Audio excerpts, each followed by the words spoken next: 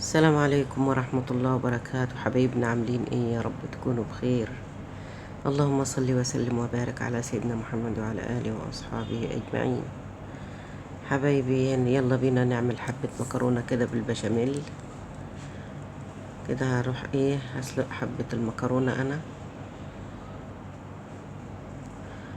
يا رب تكونوا بخير دايما يا رب إن شاء الله، ويدينا ويديكم الصحة والعافية يا رب، وصالح الأعمال وبركة العمر والرزق الكتير يا رب العالمين. هنا حبايبي حطيت المكرونة اهو، حطيت حبة زيت وحطيت معلقة ملح، وهنا بقى هنعصج اللحمة. هعمل هنا بصلاية، عندي طماطم متفرزة انا. هعمل البصلاية الاول طبعا احطها اهو، اخرط البصلة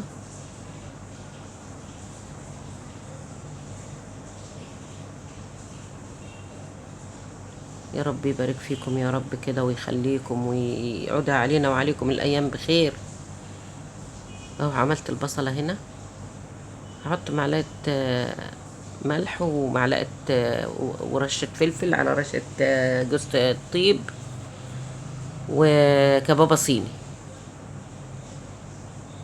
بس هنا حطيت اللحمة اهو. انا مش بحمر البصل الاول يا جماعة، انا بحط البصلة اشوحها خفيف كده واحط اللحمة على طول. بحب اسوي اللحمة مع البصل. حطيت يعني مادة دهنية حتة صغيرة بس من على قد ما تلاقي الطاسة كده سمنة بلدي. بس هنا بقى عندي طماطم متفرزة خرطتها، بحطها حية كده سليمة في الفريزر. وحطيت حبة برضو كان عندي حبة مستويين حطيتهم معاها ابصوا متفرزة، بتبقى كأني لسه طازة جاية دلوقتي ما شاء الله عليه اهو. انا ما بحبش احط توابل كتير، دايما عندي الكباب الصيني والبتاع دي والفلفل الاسود. هنا حطيت بقى معلقه سمنه على حبه زيت، ونص معلقه سمنه كمان مش معلقه. انا بعملها على كده ني في ني، يعني انا ممكن اعملها بالدقيق على كده من غير ما احط ماده دهنيه، الله احط معلقه صغيره بس واعملها على كده، بتبقى خفيفه وحلوه البشاميل.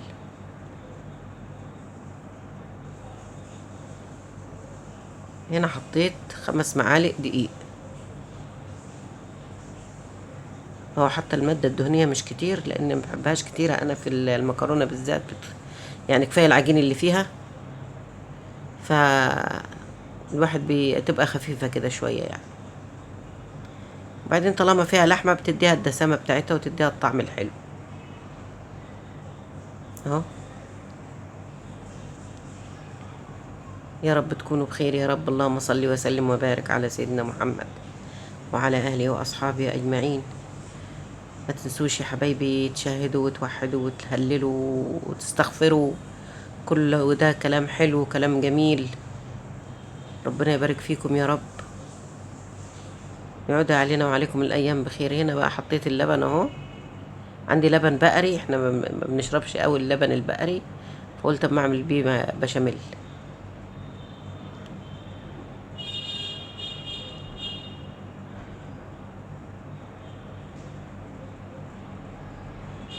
هنا حتى لو هي يعني حطيت اللبن وكلكعت شويه، اضربيها في الخلاط عادي بالمكسر باي حاجه هتنفع، تبقى جميله.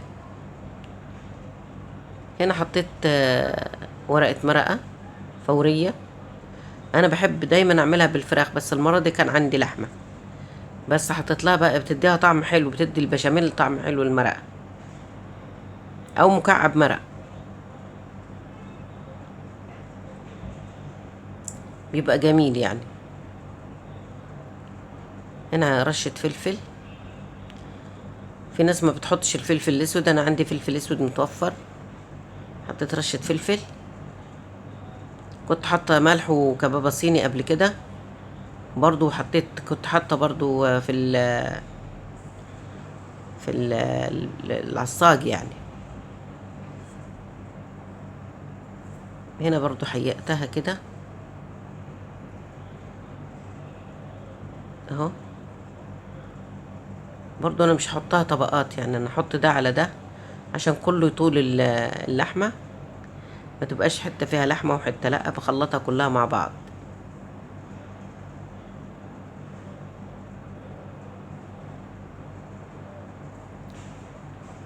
بتبقى حلوة يعني.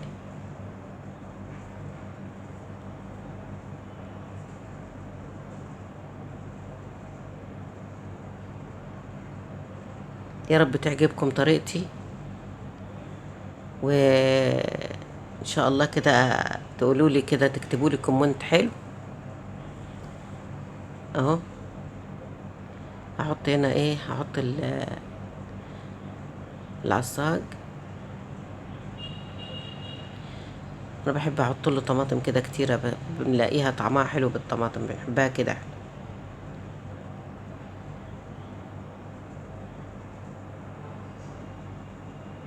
اهو بقلبها.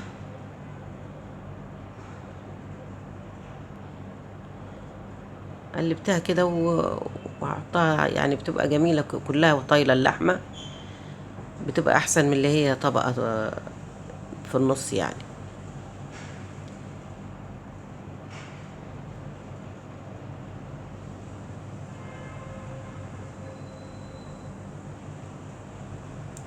هنا بقى حبه بشاميل لازم في القالب. حطيت المكرونه كده،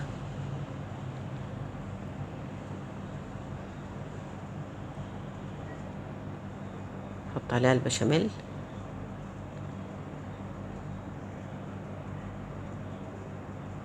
كده.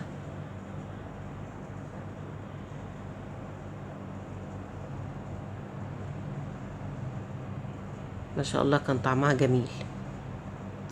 هنا بقى هحطها في الفرن هنا على 180، تاخد ربع ساعة بس.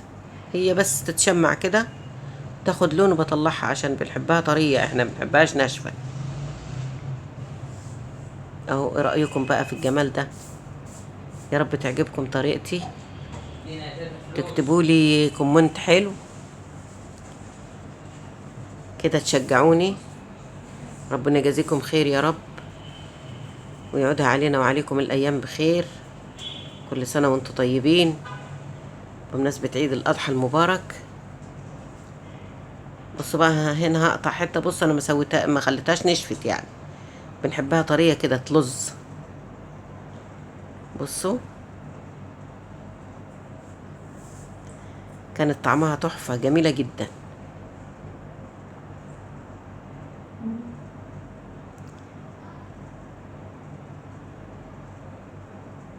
اهو. اتفضلوا معانا بصوا. يا رب تعجبكم طريقتي، والسلام عليكم ورحمة الله وبركاته.